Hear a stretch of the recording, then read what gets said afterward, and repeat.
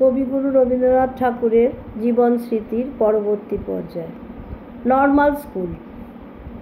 Oriental সেমিনারিতে যখন পড়িতেছিলাম তখন কেবলমাত্র ছাত্র হইয়া থাকিবার যে হীনতা তাহা মিটাইবার একটা উপায় বাহির করিয়াছিলাম। আমাদের বারান্দার একটি বিশেষ কোণে আমিও একটি ক্লাস খুলিয়াছিলাম। রেলিংগুলা ছিল আমার ছাত্র। একটা কাঠি হাতে করিয়া চৌকি লইয়া তাহাদের সামনে বসিয়া মাস্টারি করিতাম। রেলিংগুলার মধ্যে কে ভালো ছেলে এবং কে মন্দ ছেলে তাহা একেবারে স্থির করা ছিল। এমনকি ভালো মানুষ রেলিং ও দুষ্ট রেলিং, বুদ্ধিমান রেলিং ও বোকা রেলিংয়ের মুখশ্রীর প্রভেদ আমি যেন সুস্পষ্ট দেখিতে পাইতাম। দুষ্ট রেলিংগুলার ওপর ক্রমাগত আমার লাঠি পড়িয়া পড়িয়া তাহাদের এমনই দুর্দশা ঘটিয়াছিল যে প্রাণ থাকিলে তাহারা প্রাণ বিসর্জন করিয়া শান্তি লাভ করিত।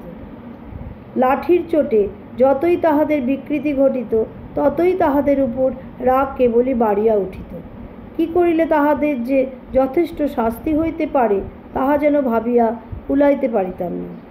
আমার সেই নীরব ক্লাসটির উপর যে কি ভয়ঙ্কর মাস্টারি করিয়াছি তাহার সাক্ষ্য দিবার জন্য আজ কেহই বর্তমান নাই। আমার সেই সেকালের দারুনির্মিত ছাত্রগণের স্থলে সম্প্রতি লৌহ নির্মিত রেলিং ভর্তি হইয়াছে।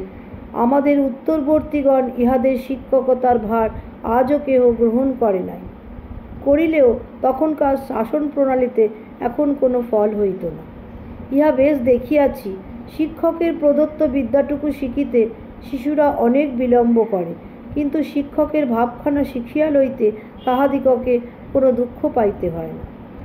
শিক্ষাদান ব্যাপারের মধ্যে যে সমস্ত অবিচার, অধৈর্য, ক্রোধ, পক্ষপাতপরতা ছিল অন্যান্য শিক্ষণীয় বিষয়ের চেয়ে সেটা অতি সহজেই আয়ত্ত করিয়া লইয়াছিলাম। সুখের বিষয় এই যে কাঠের রেলিংয়ের মতো নিতান্ত নির্বাক ও অচল পদার্থ ছাড়া আর কিছুর ওপরে সেই সমস্ত বর্বরতা প্রয়োগ করিবার উপায় সেই দুর্বল বয়সে আমার হাতে ছিল না। কিন্তু যদিচ রেলিং শ্রেণীর সঙ্গে ছাত্রের শ্রেণীতে পার্থক্য যথেষ্ট ছিল, তবু আমার সঙ্গে আর সংকীর্ণচিত্ত শিক্ষকের মনস্তত্ত্বের লেশমাত্র প্রভেদ ছিল না। আজ এই পর্যন্ত। পরবর্তী পর্যায় পরবর্তী দিনে। নমস্কার।